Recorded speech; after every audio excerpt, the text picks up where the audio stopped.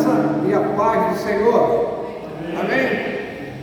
Irmão, nós servimos a um Deus todo-poderoso, um Deus que não tem nenhuma sombra de limitação. E eu quero compartilhar com vocês um texto maravilhoso do Evangelho de Marcos, no capítulo 5. Convido a quem estiver com as suas Bíblias, ou mesmo no aplicativo dos celulares, para abrir esse texto maravilhoso. É um texto que nos faz pensar no Deus que servimos. E encontramos aqui nesse texto o Senhor Jesus exercendo o seu ministério de uma intensa atividade, libertando, curando as pessoas escravizadas pelo espíritos malignos. Capítulo 5 do Evangelho de Marcos diz assim: Jesus e os discípulos chegaram a outra margem do mar, a terras dos Gerazenos, ou Gadarenos, de algumas versões. Ao desembarcar, logo um homem possesso de espírito imundo veio dos túmulos ao encontro de Jesus. Esse homem vivia nos túmulos e ninguém podia prendê-lo, nem mesmo concorrentes. Versículo 4.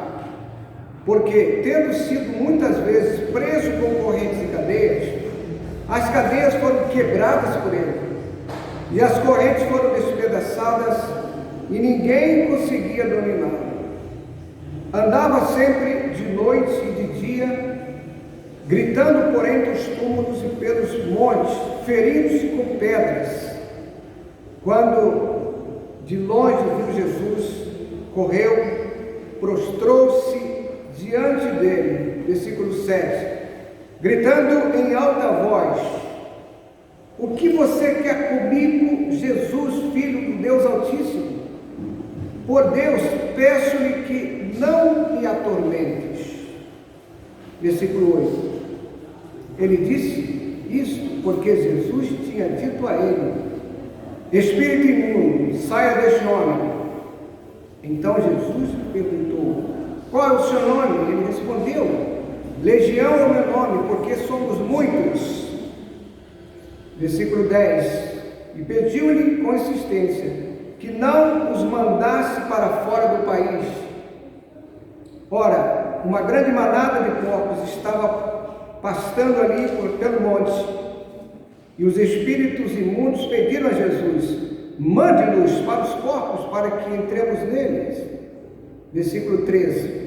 E Jesus o permitiu. Então, saindo os espíritos imundos, entraram os porcos, e a manada, que era cerca de 2.000, precipitou-se de despenhadeiro abaixo para dentro do mar, onde se afogaram.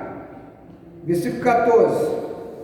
Os que tratavam dos porcos fugiram e foram anunciá-lo na cidade e pelos campos.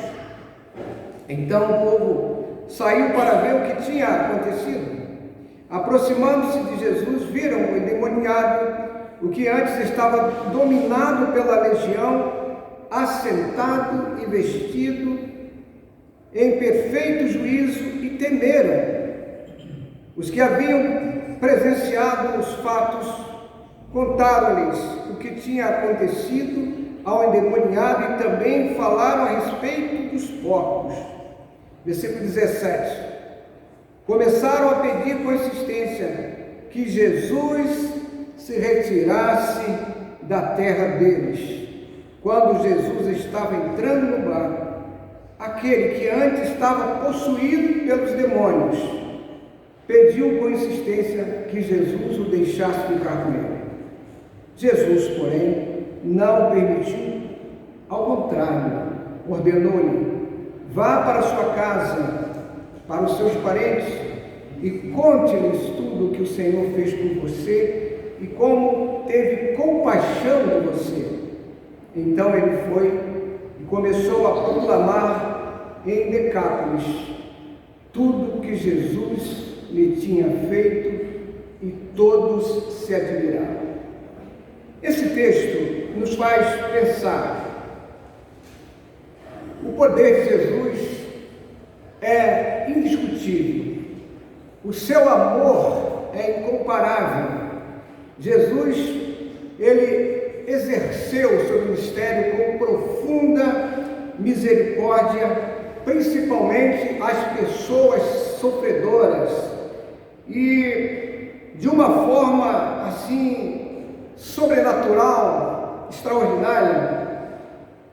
Jesus então faz uma demonstração de sua graça e de sua misericórdia. Esse texto nos faz pensar. Esse texto merece uma boa reflexão de todas as pessoas. Eu creio que a gente pode até fazer uma pergunta. Por que as pessoas, de um modo geral, não tomam posse disso para elas? Porque as pessoas desprezam alguém tão importante e não dão ouvidos, não dão atenção e se dispersam. É porque não conhecem o poder extraordinário de Jesus. Ninguém faz o que Jesus pode fazer por mim e por você.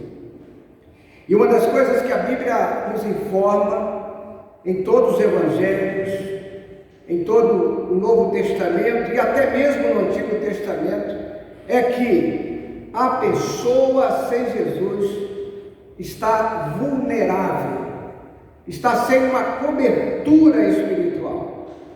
E é muito comum a gente perceber e descobrir isso na prática. Pessoas que são crentes em Cristo Jesus têm uma cobertura espiritual onde o inimigo não pode lhe tocar. Amém? E exatamente tem acontecido isso. Algumas pessoas que vão em locais, até mesmo por conhecer, muitas vezes locais onde funciona, né, o outro lado, que tem dois lados. A Bíblia tem uma dualidade do Gênesis ao Apocalipse. Fala que nós temos dois caminhos a seguir. Se você não está no caminho de Jesus proposto por ele, você está do outro. Não tem a possibilidade de alguém estar em cima do muro. Não existe, nunca existirá isso. Então, algumas pessoas, alguns crentes, como um jovem que foi, uma certa ocasião, acompanhando uma moça que ele gostava, e ele chegou em determinado lugar, e ali foi pedido para se retirar, porque disseram para ele: olha, você não é daqui, você está aqui atrapalhando. Os espíritos imundos não estavam indo naquele local ali onde fazia aqueles movimentos. Então, essa pessoa que ainda não entregou a sua vida a Jesus, ela está com a sua vida em descoberto, está fragilizada, está vulnerável às forças malignas, que quando tomam as pessoas, as tornam prisioneiras. Isso é muito sério. Uma pessoa sem Jesus é um escravo, exatamente isso, porque o pecado, ele faz isso. A pessoa sem Jesus tem uma carga pesada para carregar, é dominada e subjugada por forças malignas. Sem a proteção que o Senhor Jesus nos dá, os demônios têm uma facilidade de entrar nas vidas e dominam, tomam a personalidade daquelas pessoas, e as pessoas passam então a ser a sua casa de espíritos malignos, como diz na Gênesis, são cavalos dos espíritos malignos. Esse texto, ele nos faz pensar em algumas coisas, eu quero compartilhar com vocês. Em Romanos, capítulo 7, 24, A palavra de Deus nos diz o seguinte, isto o apóstolo Paulo ele falou: miserável homem que sou, quem me libertará do corpo sujeito a esta morte? E ele tinha conhecimento de que sem Cristo Jesus na sua vida, ele estava completamente assim, como alguém desprotegido. Por isso que ele escreve de uma forma até muito contundente, né? Miserável homem que sou. As pessoas sem Jesus, elas estão realmente nesse nível. Outro texto no Evangelho de João, capítulo 8, versículo 34, palavra do Senhor Jesus, ele diz: digo-lhes a verdade, todo aquele que vive pecando é escravo do pecado. Então, somente Jesus pode perdoar os pecados, nos limpar e nos fazer pessoas melhores, nos fazer nova criação, nova criatura. E voltando aqui ao texto, eu sei que muitos gostam de acompanhar o texto e até mesmo as explicações que são dadas. Veja esse versículo 2 desse capítulo 5 do Evangelho de Marcos. Esse texto, ele diz-nos que um homem com espírito imundo, ele vivia nos sepulcros, porque ele estava sendo dominado, ele não era dono de si mesmo, ele não tinha controle das suas vidas, e os espíritos o levavam para lá, para aqueles locais fúnebres. O homem estava endemoninhado, diz o texto, e eu fiz algumas pesquisas e gostaria de compartilhar com vocês. Quando você pega a literatura extra-bíblica, tem muita coisa que nos ajudam a entender o texto e tirar lições preciosas para a nossa vida. Então, a literatura antiga, existe a seguinte crença, que os sepulcros eram esconderijos de espíritos maus, e as pessoas endemoniadas tinham uma tendência de serem levadas para esse local, lugares que muitas das vezes era rejeitado por uma pessoa normal. Eu não sei se você já observou isso, eu muitas vezes já observei. As pessoas detestam ir em cemitérios. As pessoas, muitos quando entram lá, entram muito assustadas, e muitas saem de costas, com medo de que os espíritos os acompanham.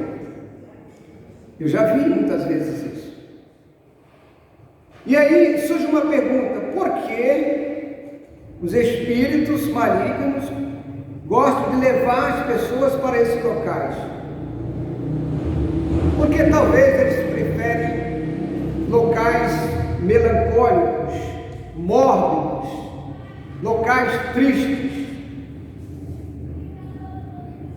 Por influência dos demônios.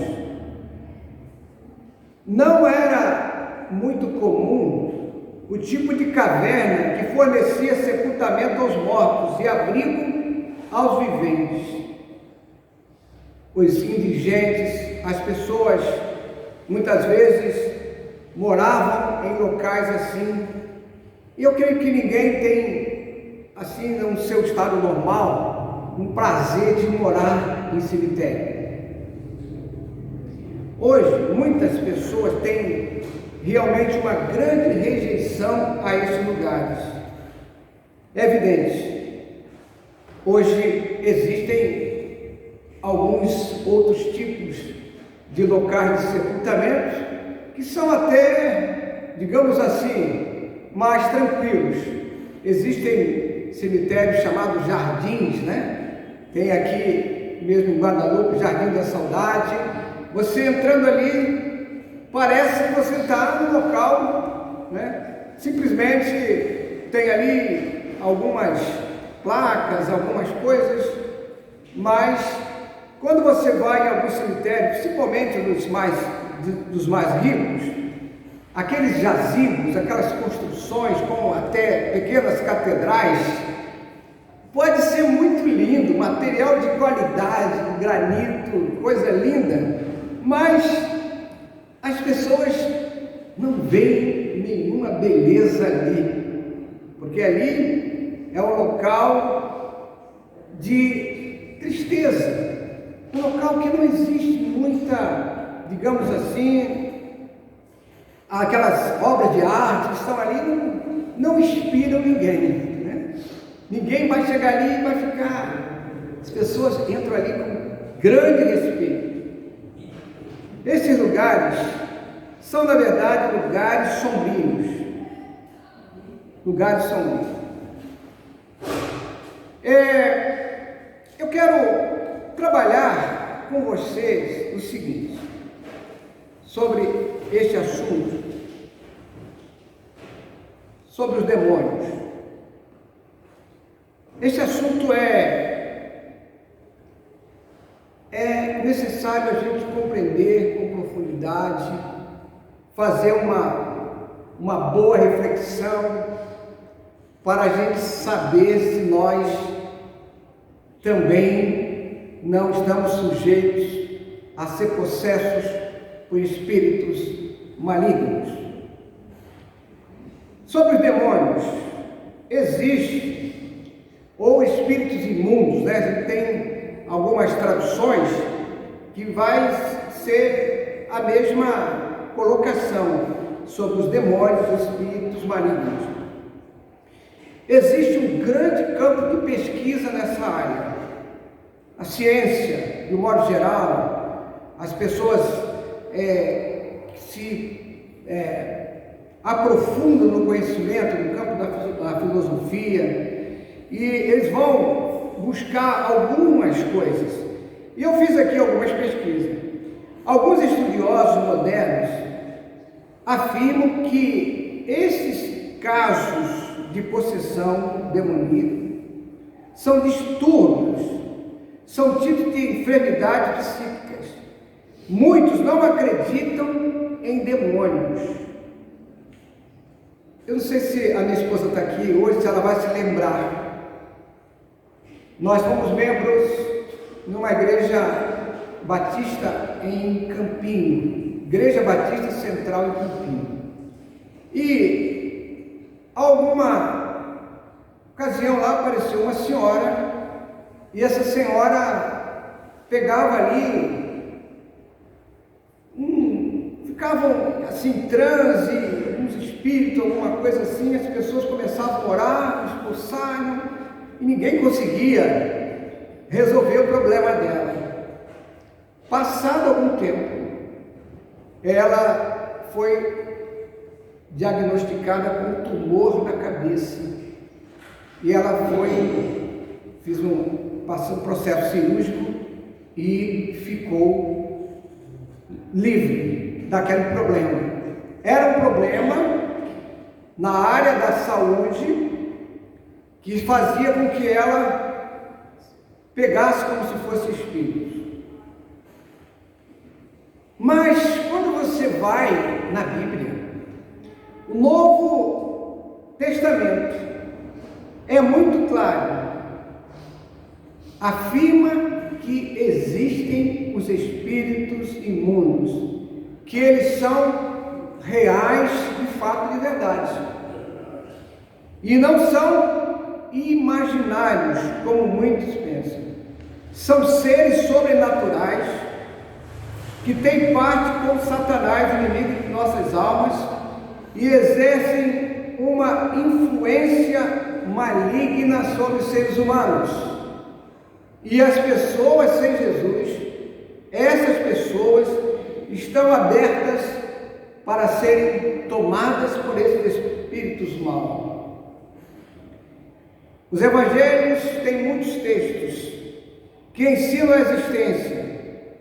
E eu quero compartilhar aqui com vocês um texto que está em Efésios capítulo 6, versículo 12, que diz o seguinte: pois a nossa luta não é contra seres humanos, mas contra os poderes e autoridades, contra os dominadores deste mundo de trevas, contra as forças espirituais do mal nas regiões celestiais.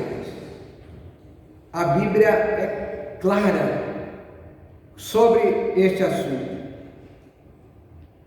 Mas também é verdade que o Novo Testamento também ensina que nem todos esses casos resultam da influência de possessão de espíritos ou dos demônios. Foi o caso da irmã da Igreja Batista Central no Campinho, que era um problema de uma enfermidade no cérebro. Mas, ainda assim, hoje acontecem fenômenos sobrenaturais que são exatamente possessões demoníacas, conforme o relato bíblico. São os espíritos malignos que atuam de uma forma muito intensa sobre os seres humanos. Há uma grande insensatez que as pessoas, ou mesmo a ciência, venha negar sobre as possessões demoníacas. Porque tem gente que só acredita no que vê. Tem pessoas aqui que não acreditam nos anjos. Quem aqui acredita no mistério angelical? Levante sua mão. Glória a Deus. A maioria, ou a totalidade, acredita que existem os anjos.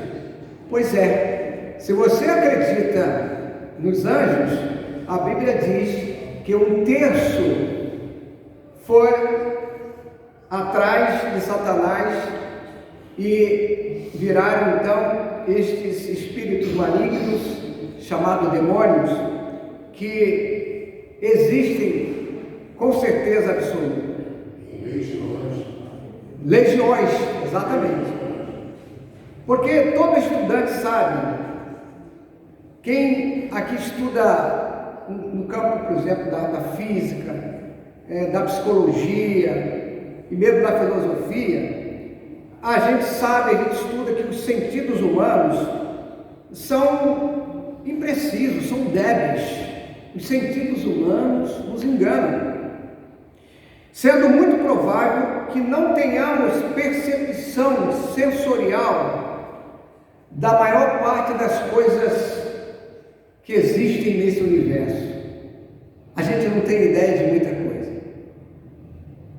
A princípio, eu não sei se vocês sabem disso, os cientistas, há muito tempo atrás, negavam o fenômeno dos meteoritos. Foram negados à ciência, porque diziam eles: sabemos que não existem pedras no ar. Mas hoje já é comprovado pela ciência com clareza. Olha, os cientistas também negavam o fato de que os germes podem causar enfermidade por meio do ar e até mesmo das roupas, das vestes. Mas hoje em dia, todos sabem que eles estavam equivocados. Até mesmo as coisas mais simples, corriqueiras, hoje em dia, já foram negadas pela ciência humana.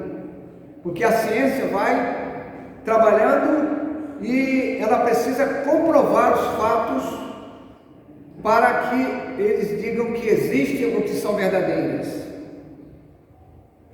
Eu creio que vai chegar um tempo que a prova da existência de espíritos, tanto bons como maus, vão ser provados pela ciência, comprovados. talvez no futuro próximo, vão também falar sobre a imortalidade da alma, coisas que muitos nem acreditam que tem alma. Tem muita coisa para ser descoberta pela ciência, mas a Bíblia já faz as revelações de tudo que existem hoje. A Bíblia já falava. Muitas pessoas que não são religiosas, que até mesmo não gostam muito do estudo da palavra de Deus,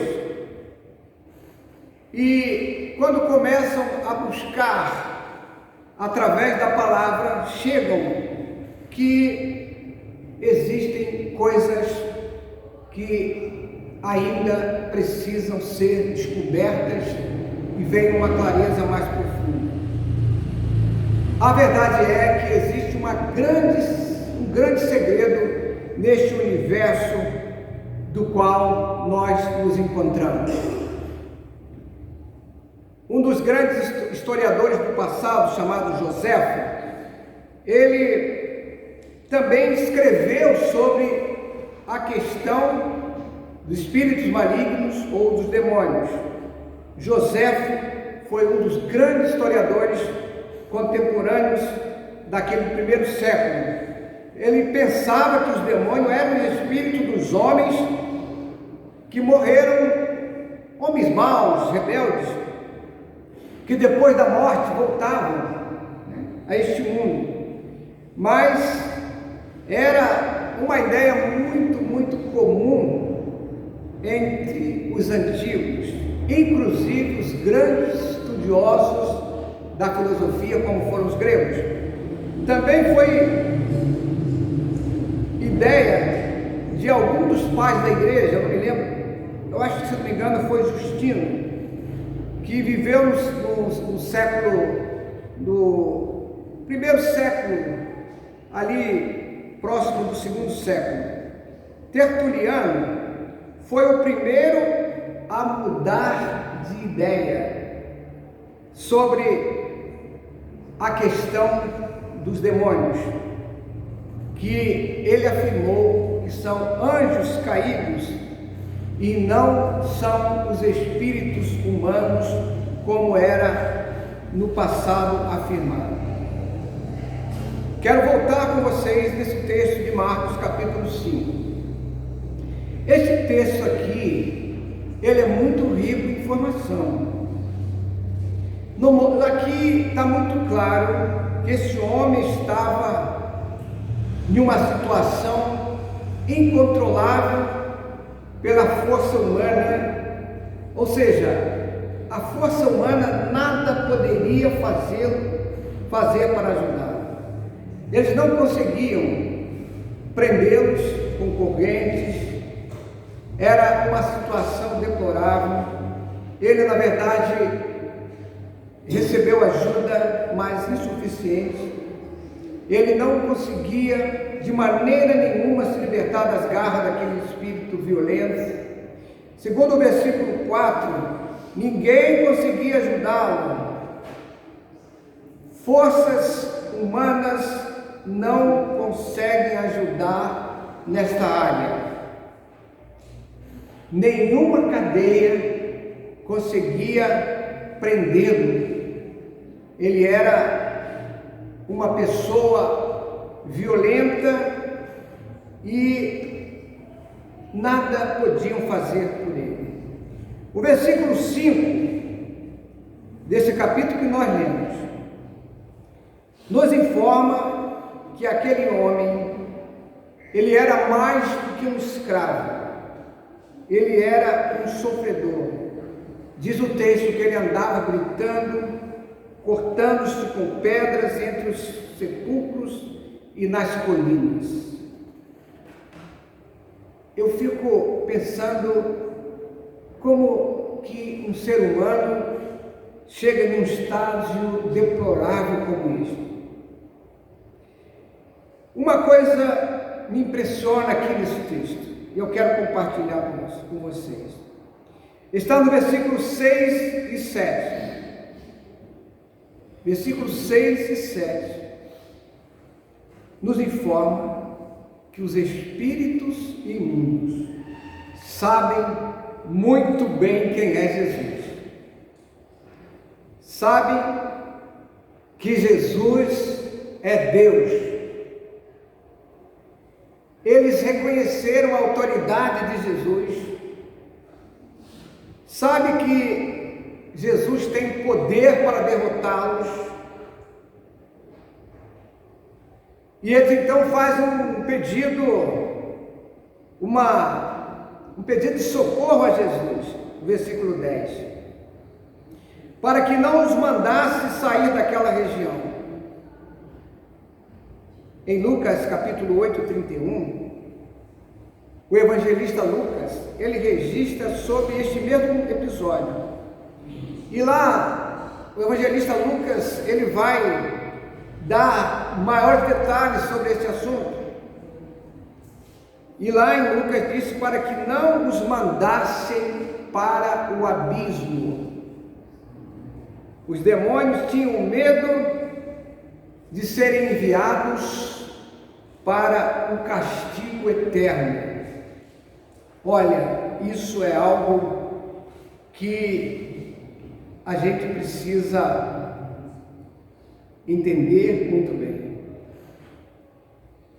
A Bíblia, ela tem muitas informações preciosas, riquíssimas, que nos fazem chegar a uma conclusão. Todos nós precisamos encarecidamente de ter Jesus em nossas vidas. Amém. Segunda carta de Pedro, capítulo 2, versículo 4, nos diz o seguinte: porque Deus não poupou os anjos quando pecaram, mas lançou-os no inferno e os entregou aos abismos da escuridão, reservando-os para o juízo final. E aqui no Evangelho de Marcos, no capítulo que nós estamos estudando nessa noite, no versículo 11, 12 e 13, nós vamos descobrir uma das coisas mais impressionantes que me faz amar sobremaneira a pessoa de Jesus. Olha, eu quero que você saia aqui desse encontro nesta noite sabendo de uma coisa: o valor que você tem para Jesus não tem preço. Não tem preço. É impressionante quanto vale uma vida para Jesus. Para Jesus, uma alma vale muito, vale mais do que o mundo inteiro. E aqui nós podemos perceber que o texto diz que Jesus, ao expulsar aqueles espíritos daquele homem, os espíritos pediram para que Jesus mandasse para uma manada de porcos que estavam naquelas colinas, e Jesus os permitiu. Mas foi assim, foi questão de minutos. Quando os espíritos entraram nos porcos, os porcos precipitaram no mar e morreram afogados. Aí você pode pegar uma maquininha aí e calcular quanto valem 2.000 porcos. Uma nota violenta, né? Pois é, Jesus valorizou uma vida de uma pessoa aqui no texto. Nesse caso, aquela alma para Jesus valia mais do que o valor, o preço de 2.000 porcos. Mas ainda a Bíblia diz que a alma de uma pessoa vale mais do que o mundo inteiro. Que coisa espetacular, coisa maravilhosa. Em Marcos capítulo 8, versículo 36, está escrito exatamente: vale mais que o mundo todo. De que aproveita o homem ganhar o mundo inteiro e perder a sua alma? É uma pergunta que todos nós poderíamos respondê-la. Versículo 15 do capítulo que nós lemos. É impressionante como aquela vida foi transformada assim imediatamente. Foi liberta após o encontro com Jesus. Onde a pessoa é liberta, a pessoa passa a ser uma nova criação, como diz nos originais. Não é nova criatura, é nova criação. Tudo se faz novo. O poder transformador de Jesus é imensurável, é extraordinário. Olha, tem casos assim muito assim contundentes. Eu mesmo me lembro como se fosse hoje uma pessoa que morava no interior do estado do Rio de Janeiro, hoje município de São Francisco de Itabapuana. Era uma pessoa muito conhecida, mas era avessa ao Evangelho. Ele não gostava muito de crentes. Sabe como é? Aquelas pessoas que, quando falam em crente, tem nojo, né? E ele estava nesse estágio, mas um dia aquele moço foi acometido de uma grave enfermidade. Olha, eu já estou aqui de cabelo branco, talvez isso vá para uns 50 anos por aí, ou mais um pouco. Aquele homem foi internado no hospital e naquela época não tinha muita vaga nos hospitais. Ele foi mandado para casa, para morrer em casa, não tinha cura. E ele, de desespero, um dia ele teve um sonho, e no sonho ele via que tinha que chamar o meu pai para fazer uma oração por ele. Meu pai foi lá. Meu pai era um diácono. Meu pai não tinha assim muito estudo, não. Tinha ali a segunda série, primário antigo, né? Mas era um servo de Deus, de valoroso. E ele pregou o Evangelho e seu Cícero aceitou a Cristo como Senhor e Salvador de suas vidas. E algo aconteceu naquela vida que ele não morreu. Foi curado, levou toda a sua família para a igreja, e era uma família muito grande, porque o poder de Jesus faz isso com as pessoas. É algo sobrenatural. Então eu botei essa lembrança aqui do seu Cícero, de Barra do Itabapuana. Mas eu estou terminando. Marcos 5, versículo 17. Eu fico aqui impressionado com a atitude das pessoas daquela região. Suplicaram para que Jesus saísse do território deles. Olha, o Senhor não é bem-vindo aqui. Por favor, vá embora, porque uma alma só deu um prejuízo de 2.000 contos, vai acabar com a nossa, com a nossa renda. Então o Senhor não é. Eu creio que foi apenas pelo poder econômico. O poder financeiro faz isso, tá?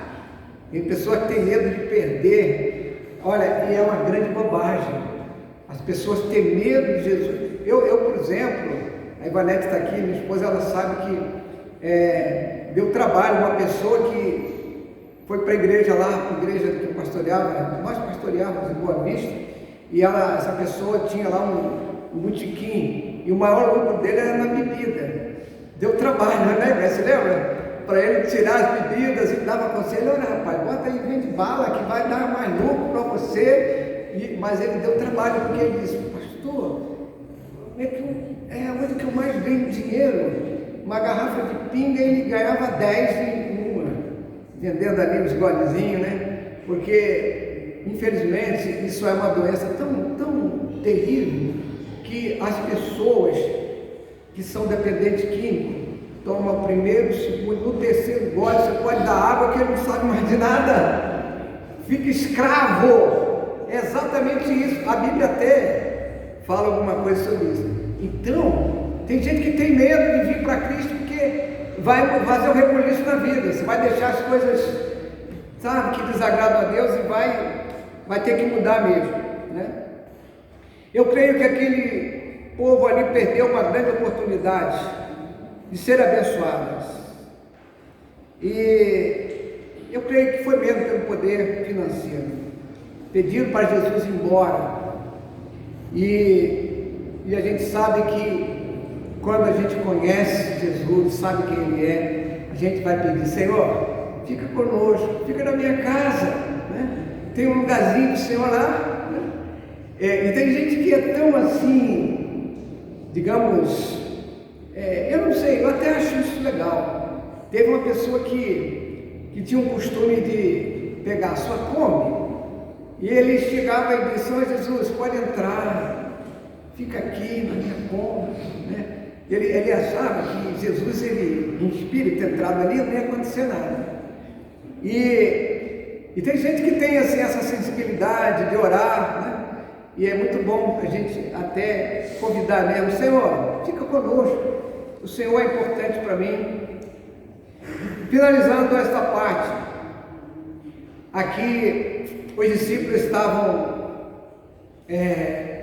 logo que Jesus foi crucificado, começaram alguns a desanimar: poxa vida, ele morreu, e agora? Né?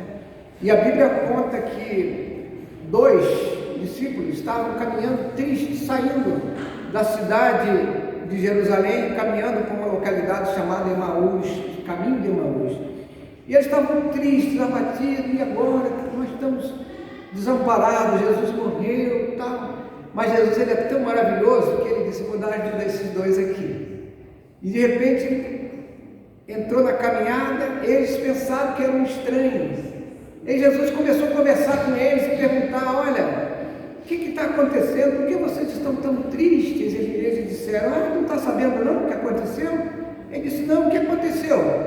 Não, o Senhor Jesus, aquele que era a nossa esperança, foi crucificado, morreu. Jesus é mesmo. Aí Jesus começou a lembrá-los, citando textos do Antigo Testamento. E eles foram se interessando: olha, mas era necessário, vocês nunca leram não? Olha, era necessário que ele morresse, mas ele ia ressuscitar, e no 3º dia, Jesus veio para fora, mas eles já não sabiam, porque estava naquele período ainda.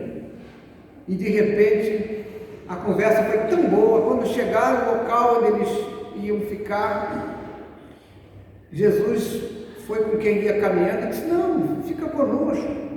E ali Jesus celebrou a ceia com eles. Aí abriram os olhos, eles viram que era Jesus. Então eles fizeram esse pedido: fica conosco, Senhor, fica conosco. Gostaria de saber nesta noite: você já convidou Jesus para ficar na sua vida? Toda hora. Quem já fez isso? Levante a mão. Glória a Deus, glória a Deus. Mas eu ouvi pessoas que não levantaram as suas mãos ainda. Eles reconheceram que Jesus é tão importante, que faz parte da nossa vida e tem que fazer parte da nossa vida. Nós temos aqui uma grande lição. Versículos 18, 19 e 20.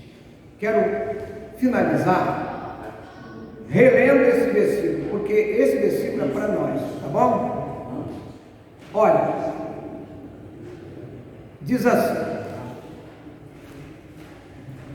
quando Jesus estava entrando no barco, aqueles que antes estavam possuídos pelos demônios pediam com insistência: ó Jesus, eu quero ir contigo, deixa eu ficar contigo. Jesus, porém, não permitiu, mas fez um pedido: vá para sua casa, para os seus parentes, e conta-lhes tudo o que o Senhor fez por você e como teve compaixão de você. Então ele foi, começou a proclamar em Decápolis tudo o que Jesus tinha feito, e todos se admiraram. Quando você continua lendo a Bíblia, você vai ver que ali muitos se converteram pela instrumentalidade daquele homem. Ele não se calou, contando o que Jesus fez por ele. Então há uma grande necessidade de testemunhar. Quem conhece a Jesus de perto, tem uma experiência profunda com Ele, e tem uma mudança de vida, e sempre está melhor, a vida da pessoa melhora de uma forma extraordinária. É uma mudança assim, radical mesmo. E nesse caso, Jesus não permitiu, porque precisava do testemunho para ajudar outras pessoas. Nós podemos avaliar como é importante o testemunho do que Cristo fez na nossa vida para ajudar outras pessoas. Uma testemunha viva do poder de Deus pode transformar a vida, ajudar as pessoas a ir ao encontro de Jesus. Há um salmo que eu gosto muito, Salmo 126, versículo 3. Coisas grandiosas o Senhor fez por nós, e por isso estamos alegres. Por isso estamos alegres. Então, eu quero que a gente entenda o seguinte: sem Jesus, nós não somos nada. Caminhar com Jesus é algo prazeroso. Que Deus nos abençoe.